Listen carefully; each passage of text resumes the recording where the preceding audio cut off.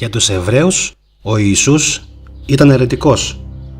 Για τους Ινδουιστές, ο Βούδας ήταν επίσης αιρετικός.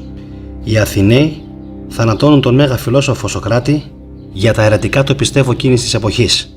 Ο Πυθαγόρας καίγεται ζωντανός μαζί με τους μαθητές του στην Ιταλία.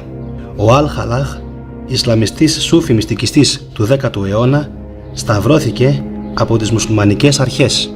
Η Καθολική Εκκλησία απαγόρευσε στον Γερμανό μυστικιστή του 13ου αιώνα Μάιστερ Έκχαρτ να συγγράφει και τον αφόρησε μετά θάνατον.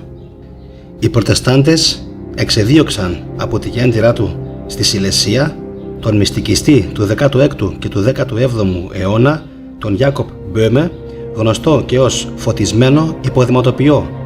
Ακόμα και ο τάφος του μετά θάνατον βεβηλώθηκε από τους Προτεστάντες.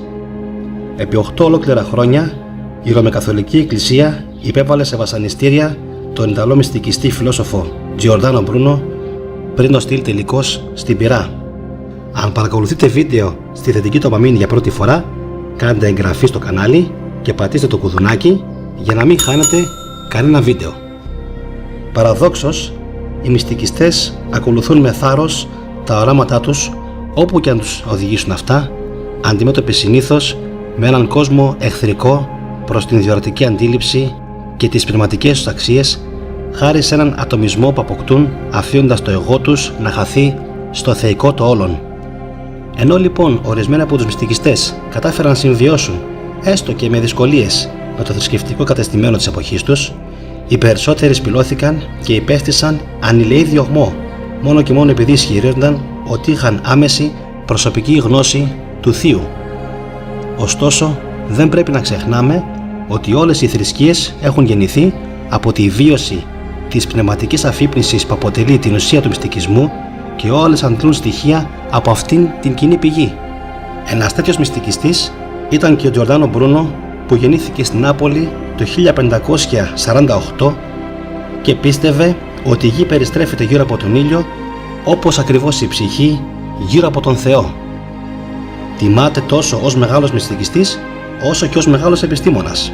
Σε νεαρή ηλικία προετοιμαζόταν για να γίνει δομινικανός καλόγερος, αλλά αποβλήθηκε από την ιερατική σχολή γιατί έδωσε σε ένα φίλο του ένα σημείωμα όπου έγραφε «Mundus nihil pulcherium», που σημαίνει σε μετάφραση «Ο κόσμος είναι ένα όμορφο τίποτα», μια φράση που έχει μείνει πλέον στην ιστορία.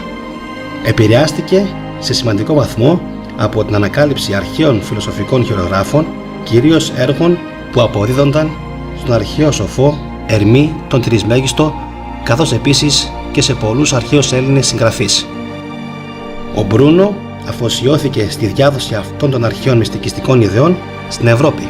Έγινε πηγή έμπνευσης για τη δημιουργία πολλών μυστικών εταιριών, μεταξύ αυτών και τον Τζορντανίστη, που μεταξελίχθηκαν στους γνωστούς μας πλέον Ροδόσταυρους, την πιο διάσημη από όλες τις μυστικές αδελφότητες.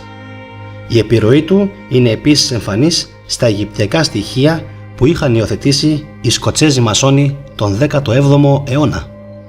Ο Μπρούνο πίστευε ότι η φιλοσοφία του Ερμή του Τρισμέγιστου αποτελούσε τη βάση των ελληνικών μεγάλων μυστηριών, της εβραϊκής μοσαϊκής διδασκαλίας, καθώς επίσης και του χριστιανισμού.